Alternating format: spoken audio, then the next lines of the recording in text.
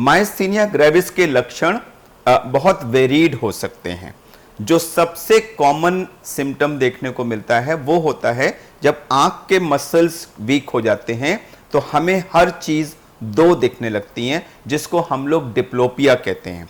उसके साथ साथ जो हमारी आईलिड होती है, जो ये आईलिड है, ये नीचे की तरफ आ जाती है, यानी कि आप ऐसे देखिए, ऐसे दोनों आईलिड नीचे आ जाएंगी, उसको हम टोसिस कहते हैं।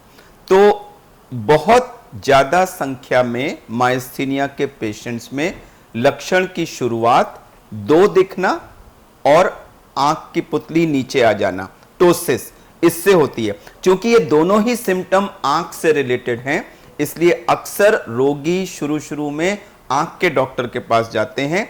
कईयों का वहां महीनों तक इलाज चलता रहता है, कईयों की कभी कभी सर्जरी भी हो जाती है और बाद में पता लगता है कि एक्चुअली ये तो मायस्थीनिया था। इसके बाद में जैसे जैसे इसको हम लोग ऑक्यूलर यानी आंख तक सीमित मायस्थीनिया कहते हैं।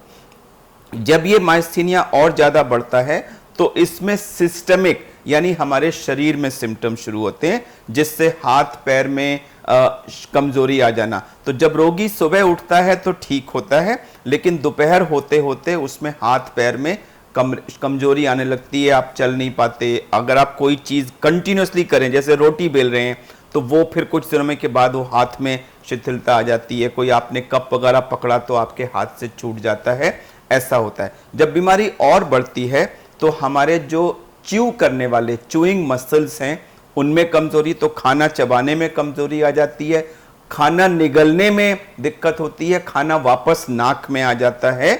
और जब ये, जिसको हम बल्बर सिम्टम्स कहते हैं, और जब बहुत ही ज्यादा एडवांस स्टेज हो जाता है तो हमारे सांस के मसल्स, जिसको हम रेस्पिरेटरी मसल्स कहते हैं, वो इन्वॉल्व हो जाते हैं और रोगी को सांस लेने में दिक्कत आ जाती है, जिसको हम एक क्राइसिस यानी मायस्थीनिक क्राइसिस कहते हैं, जिसमें व्यक्ति सांस भी नहीं पाता और पेशेंट फिर मशीन पे यानी वेंटिलेटर पे चला जाता है।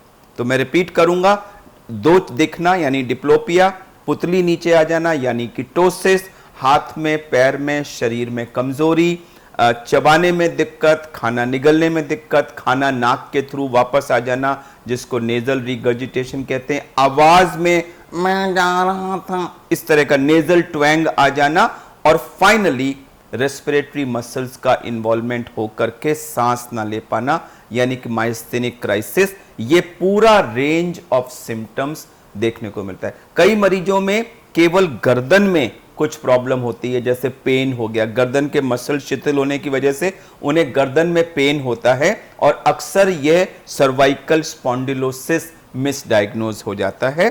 तो मेन चीज यह है कि इनमें मायस्थीनिया में जब सुबह रोगी उठता है तो उसकी कंडीशन बेटर होती है, और जैसे जैसे हम रेपिटेटिव मस्कुलर एक्टिविटी करते जाते हैं हमारे मसल्स वीक होते चले जाते हैं।